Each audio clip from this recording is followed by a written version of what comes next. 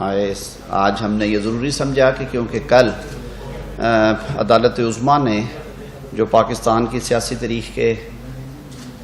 کچھ اہم ترین کیسز میں سے ایک کیس ہے جو کہ ڈپٹی اسپیکر نیشنل اسمبلی کی رولنگ جس کے تحت انہوں نے تحریک عدم اعتماد جو کہ عمران خان نیازی صاحب کے خلاف جمع کروائی گئی تھی، نہ صرف اس کو مسترد کر دیا بغیر ووٹ کے، بلکہ اس رولنگ کا فائدہ اٹھاتے ہوئے اس وقت کے وزیر اعظم عمران خان جو کہ آئین اور قانون کے تحت اسمبلی کی تحلیل کی سفارش کرنے کے اہل نہیں تھے، انہوں نے اس کو ہتھیار کے طور پہ استعمال کرتے ہوئے اسمبلی کی تحلیل کی سفارش کی، اور صدر مملکت نے بغیر مائنڈ اپلائی کیے ہوئے منٹوں میں اس منتخب حکومت کو، اس منتخب اسمبلی کو جو کہ 22 کروڑ پاکستانی عوام کے خواہشات کی عکاس ہے، اس کو تحلیل کر دیا۔ عدالت عظمیٰ نے آپ سب کے سامنے ہے کہ اس پہ سو موٹو نوٹس لیا تھا، اور اس پہ 12 جج صاحبان نے چیف جسٹس جناب عمر عطا بندیال صاحب کو چھٹی والے روز ان کے گھر پہ میٹنگ میں یہ کہا کہ اس پہ سو موٹو نوٹس ضرور لیں، یہ کہ پاکستان کے آئین اور پاکستان کی جو جمہوری ایک تاریخ ہے اس کے لیے ایک بہت اہم کیس ہے، اور اس پہ عدالت کو آنکھیں نہیں موندنا چاہیے۔ پاکستان کی سیاسی قیادت نے اس بات پہ خراج تحسین بھی پیش کیا سپریم کورٹ آف پاکستان کو۔ یہ کیس پھر چلا اور اس کے اوپر تمام سیاسی جماعتیں جو تھیں ان کے قائدین کو اور ان کے وکلاء کو سنا گیا۔ مختصر فیصلے میں جو ڈپٹی اسپیکر قاسم سوری کی جو رولنگ تھی جس کے ذریعے سے انہوں نے نو کانفیڈنس موشن کو ریجیکٹ کر دیا تھا، اور اس کے بعد جو اسمبلی کی تحلیل تھی ان کو سپریم کورٹ آف پاکستان نے اپنے مختصر فیصلے میں 7 اپریل کو مسترد کرتے ہوئے سیٹ اسائیڈ کیا، اور جو اپوزیشن جماعتیں اس وقت کی تھی جو کہ موجودہ حکومتی اتحاد ہے اس کے موقف کو سامنے رکھتے ہوئے انہوں نے دوبارہ تحریک عدم اعتماد کو ٹیک اپ کرنے کے اور اس پہ ووٹنگ کرانے کا حکم دیا، جس کے نتیجے میں تحریک عدم اعتماد جو ہے وہ کامیاب ہوئی، عمران خان حکومت ختم ہوئی اور نئی حکومت قائم ہوئی۔ کل ایک تفصیلی فیصلہ جو ہے وہ جاری کیا گیا ہے۔ چیف جسٹس آف پاکستان کے ساتھ 2 جج صاحبان جو ہیں انہوں نے اکثریتی فیصلہ دیا، جبکہ 2 جج صاحبان نے انہوں نے بھی جو ڈپٹی اسپیکر کی رولنگ ہے اس کو مسترد کیا۔ اسمبلی کی تحلیل کا جو فیصلہ تھا، جو ایکشن تھا، اس کو غیر آئینی قرار دیا گیا، اور اسمبلی کو بحال کر کے تحریک عدم اعتماد پہ ووٹنگ کا جو ہے وہ حکم دیا گیا۔ یہ 5-0 کے ساتھ یہ فیصلہ جاری کیا گیا۔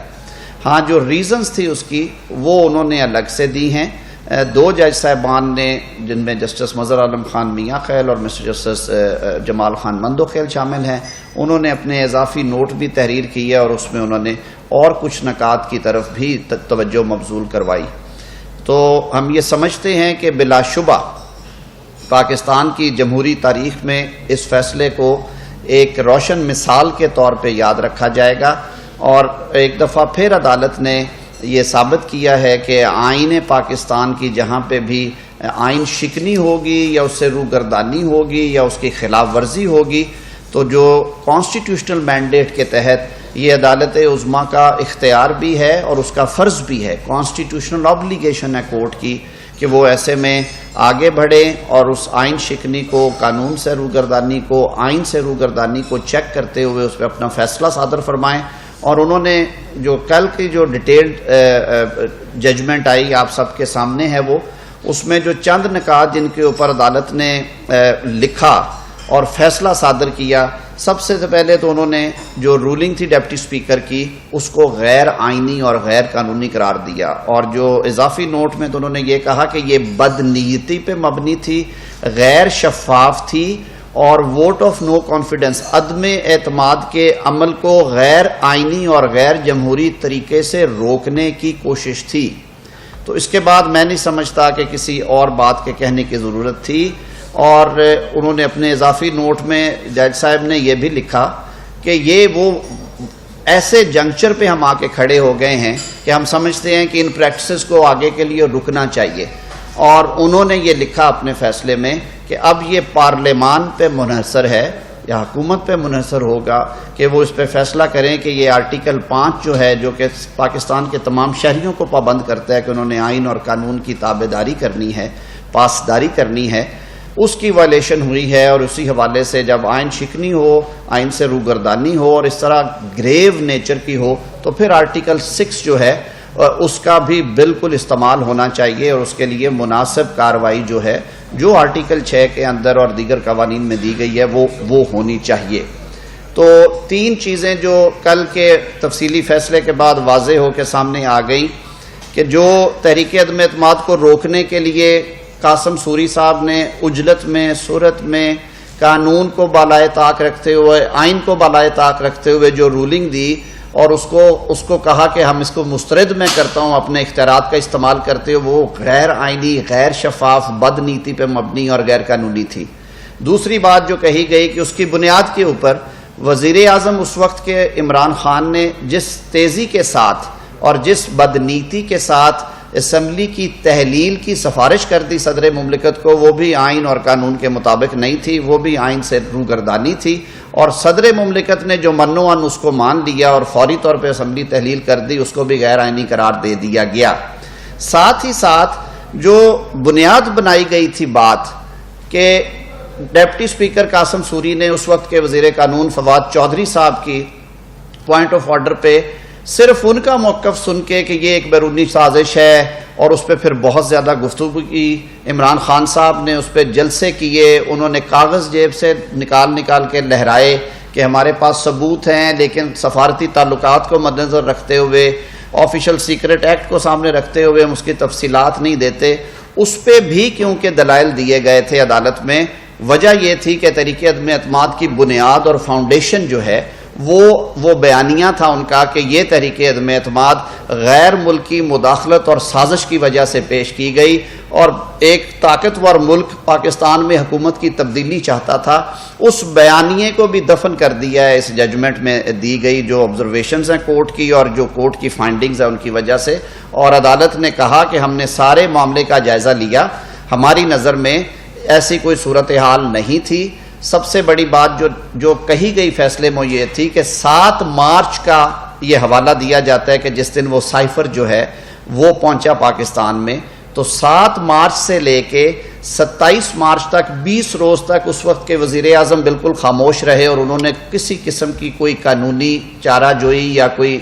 ان کا جو سرکاری ایک فیصلہ ہے حکومتی سطح پہ وہ کرنا مناسب نہیں سمجھا. اس کے بعد بھی انہوں نے کہا کہ 3 اپریل تک 6 دنوں کے اندر صرف 30 مارچ کو ایک ایسی جھلک نظر آتی ہے کہ جب اس کو ڈسکس کیا گیا نیشنل سیکیورٹی کمیٹی میں، لیکن عدالت نے یہ کہا کہ میٹیریل ایسا نہیں لایا گیا کہ کمیٹی نے بھی مناسب سمجھا ہو کہ یہ ایسا مسئلہ ہے جو کہ قومی سلامتی کا مسئلہ ہے اور اس پہ کارروائی ہونی چاہیے. انہوں نے بھی کہا کہ یہ مزید تحقیق کا طالب مسئلہ ہے. اور پھر 3 اپریل کو پہلی دفعہ پارلیمان دیکھیے جمہوری نظام میں اور پارلیمانی جمہوری نظام میں پارلیمنٹ سب سے بڑا ادارہ ہے، مدر آف آل انسٹیٹیوشنز. اگر اس طرح کا کوئی سنگین معاملہ تھا تو اس کو پارلیمان کے فلور پہ لایا جاتا، اس کو ان کیمرہ ہاؤس پروسیڈنگز میں ڈسکس کیا جاتا، اور اس کے بعد پوری قوم کو مطلع کیا جاتا کہ پاکستان کے خلاف سازش ہوئی ہے یا نہیں ہوئی. ایسا کچھ نہیں کیا گیا. اور ان ساری باتوں کے تناظر میں ان کو سامنے رکھتے ہوئے عدالت نے بھی میں سمجھتا ہوں کہ اپنے فیصلے کے ذریعے جب یہ طے کر دیا کہ یہ قومی سلامتی کا مسئلہ بادی نظر میں نہیں تھا اور اس کو جواز بنا کے تحریک عدم اعتماد کو رولنگ کے ذریعے دفن یا مسترد نہیں کیا جا سکتا تھا، تو میں یہ کہتا ہوں کہ یہ جو بیرونی سازش کا بیانیہ ہے عمران خان صاحب کا، یہ اس میں آخری کیل کے طور پہ عدالتی فیصلہ جو ہے وہ ٹھونک دیا گیا اور یہ ہمیشہ کے لیے اسے دفن کر دیا گیا. میں سمجھتا ہوں اور پاکستان میں اس وقت جو حکومتی اتحادی جماعتیں ہیں وہ ان کا یہ فرم بلیف ہے کہ سب سے پہلے پاکستان کی خود مختاری اور پاکستان کی سالمیت ہم سب کے لیے مقدم ہے. اور ہمارے جو قائدین ہیں وزیر اعظم پاکستان میاں شہباز شریف صاحب نے، جناب صدر آصف علی زرداری صاحب نے، بلاول بھٹو صاحب، مولانا فضل الرحمان صاحب نے، ہمارے دیگر جو اتحادی ہیں اختر جان بینگل صاحب، ANP سے جو ہمارے ساتھی اور نیشنل پارٹی کے جو اتحادی اور MQM نے، ان ساری جماعتوں نے بیک زبان ہو کے کہا کہ یہ تحریک عدم اعتماد کو روکنے کی ایک سازش ہے، اس سے آگے کچھ نہیں ہے، کیونکہ پاکستان تحریک انصاف اور اس وقت کی حکومتی جو فارمیشن تھی، جو عمران خان صاحب تھے، انہوں نے اپنی حکومت کو بچانے کے لیے پاکستان کو سفارتی سطح پہ اس حد تک ایکسپوز کیا کہ ہمیں یوں محسوس ہوا جیسے پاکستان سفارتی تنہائی کا شکار ہو جائے گا، اور یہ ایک مکروہ کھیل کھیلا گیا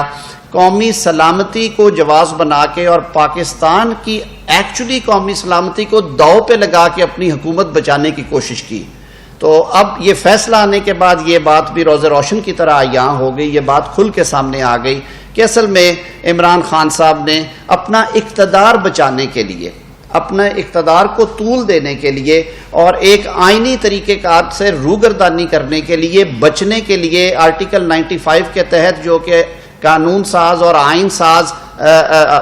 ادارے نے جو قانون بنا کے ہمیں دیا ہے، اس کو سبورٹ کرنے کے لیے، اس سے روگردانی کرنے کے لیے انہوں نے یہ ہتھیار استعمال کیا، جو میں سمجھتا ہوں کہ سیاسی طور پہ ایک مکروہ چال تھی، اور وہ پہلے بھی بے نقاب ہوئے، اب عدالتی فیصلے نے بالکل ان کے چہرے سے یہ نقاب ہٹا دیا ہے۔ یہ بات حقیقت اور واضح ہو گئی کہ انہوں نے صرف اور صرف حکومت بچانے کے لیے بیساکھی کے طور پہ یہ ساری جو چال ہے اور یہ جو سارا بیانیہ ہے یہ ڈیولپ کیا تھا۔ پاکستان کے غیور عوام نے بھی اس کو قبول نہیں کیا، پاکستان کی عدالتیں بھی اس کو ماننے پہ تیار نہیں، اور پاکستان کی جو باشعور سیاسی قیادت ہے اس نے بھی اسے مسترد کیا، اور انشاءاللہ العزیز ان کو اس کا حساب دینا پڑے گا، قوم ان سے اس کا حساب لے گی۔ فیصلے میں یہ بھی کہا گیا کہ عدم اعتماد ایک آئینی طریقہ کار ہے، اور اس کو ٹیکنیکل بنیادوں پہ یا بدنیتی سے جب آپ ڈیفیٹ کرتے ہیں، اختیارات کا ناجائز استعمال کرتے ہوئے، تو یہ جو سیاسی جماعتیں اور ان سے منسلک لوگوں کے جو بنیادی حقوق ہیں جو آئین پاکستان کے تحت جن کو تحفظ دیا گیا، آرٹیکل 17 ہے، یہ اس کی خلاف ورزی ہے، اور یہ صریحاً اس کی خلاف ورزی ہو۔ اگر اس بیانیے کو مان کے تحریک عدم اعتماد کو عدالت رد نہیں کرتی، جو رولنگ کو رد نہیں کرتی، اس کو ریجیکٹ کرنے والی رولنگ کو، تو یہ پاکستان کے آئین اور پاکستان کے جو جمہوری لوگ ہیں ان کے حقوق کے منافی ہوگا، اور اس سے روگردانی ہوگی، اور اس لیے عدالت نے کہا کہ ہم اس پہ وی آر کنسٹرینڈ کہ ہم اس پہ اپنا فیصلہ جاری کریں۔ فیصلے میں یہ بھی کہا گیا کہ کسی بھی غیر ملکی شخصیت یا کسی غیر ملکی رہنما کے، پاکستان کی اس وقت کی اپوزیشن جماعتوں کے کسی بھی رہنما یا کسی قومی اسمبلی کے رکن جو کہ اس پروسیس میں شریک تھے نو کانفیڈنس کے، ان کے ساتھ کسی قسم کے روابط کی کوئی شہادت حکومت اس وقت کی جو ہے اٹارنی جنرل یا ان کی حکومت نہیں دے سکی، اور یہ پھر ایک دفعہ اس بات کی روشن دلیل ہے کہ یہ سارا جو ڈرامہ رچایا گیا یہ صرف اور صرف عدم اعتماد سے بچنے کے لیے کیا گیا۔ عدالت نے یہ بھی کہا کہ اسپیکر جو ہے وہ عدم اعتماد کی کارروائی کو مکمل کرنے کا پابند ہے، اور ڈپٹی اسپیکر قاسم سوری نے اس سے انحراف کرتے ہوئے آئین شکنی کی ہے، اور اس کے لیے مناسب اقدامات کیے جا سکتے ہیں، جو میں نے پہلے بھی بات کی تھی۔ تیسرا، انہوں نے وزیر قانون کے بارے میں بھی کہا کہ وزیر قانون اس وقت کے فواد چودھری صاحب نے جس اجلت میں پوائنٹ آف آرڈر میں یہ باتیں سامنے رکھی، اس کے بعد ڈپٹی اسپیکر پہ یہ فرض تھا کہ وہ ہاؤس اوپن کرتے، اس وقت کی اپوزیشن کو موقع دیتے کہ جن کے خلاف یہ بات کی جا رہی تھی، جن پہ الزام تھا، کہ وہ اپنا موقف بیان کرتے، لیکن یہ سارا کچھ اتنی اجلت میں کیا گیا کہ کسی کو موقع نہیں دیا گیا کہ وہ اپنا موقف پیش کر سکیں۔ جیسے میں نے شروع میں یہ عرض کیا گیا کہ یہ 5 جج صاحبان نے متفقہ طور پہ فیصلہ جاری کیا ہے، جس میں انہوں نے یہ ساری باتوں کو سامنے رکھنے کے بعد، میٹیریل کو اسیس کرنے کے بعد، تمام سیاسی جماعتوں کے بشمول پاکستان تحریک انصاف اور ان کے اتحادی مسلم لیگ کاف کے وکلاء اور ان کے قائدین کو سننے کے بعد یہ فیصلہ جاری کیا۔ یہ ایک متفقہ فیصلہ ہے۔ 2 جج صاحبان نے مزید اس میں ریزنز دیتے ہوئے کہا کہ ہمیں اس سے بدنیتی کی بدبو بھی آ رہی ہے، اور اس سلسلے میں آرٹیکل 5 کی جو وائلیشن ہے وہ ثابت شدہ ہے۔ آرٹیکل 6 کے تحت کارروائی کرنے کا اختیار جو ہے وہ پارلیمان کے انہوں نے چھوڑا ڈسکریشن پہ، اور حکومت وقت کی ڈسکریشن پہ کہ وہ جس طرح سے اس کو ڈیل کرنا چاہے وہ کر سکتے ہیں۔ تو مختصراً میں یہی کہوں گا کہ آج کی جو ہماری رولنگ کولیشن ہے، اتحادی جماعتیں ہم خراج تحسین پیش کرتے ہیں عدالت عظمیٰ کے اور اس کے فیصلے کو کہ انہوں نے آئین کی بالادستی کے لیے، جمہوریت کی مضبوطی اور استحکام کے لیے ایک بار پھر اپنا کردار ادا کرتے ہوئے ایک تاریخ ساز فیصلہ دیا ہے، اور انشاءاللہ العزیز تاریخ کے اور آگ میں لکھے ہوئے اس فیصلے سے پاکستان کے عوام یہ ہمیشہ کے لیے ڈٹرمن کیا کریں گے کہ کون حق پہ تھا اور کون غلط تھا، کس نے بیرونی سازش کا سہارا لیا اور کون بیرونی سازش بنانے والے اس بیانیے کے حصے دار تھے اور کون لوگ معصوم تھے۔ یہ فیصلہ تاریخ کرے گی انشاءاللہ العزیز اور پاکستان کے عوام کریں گے۔ میں گزارش کروں گا قمر زمان قاہرہ صاحب کو کہ وہ پاکستان پیپلز پارٹی کی نمائندگی کابینہ میں کرتے ہیں، وہ ہمارے درمیان موجود ہیں۔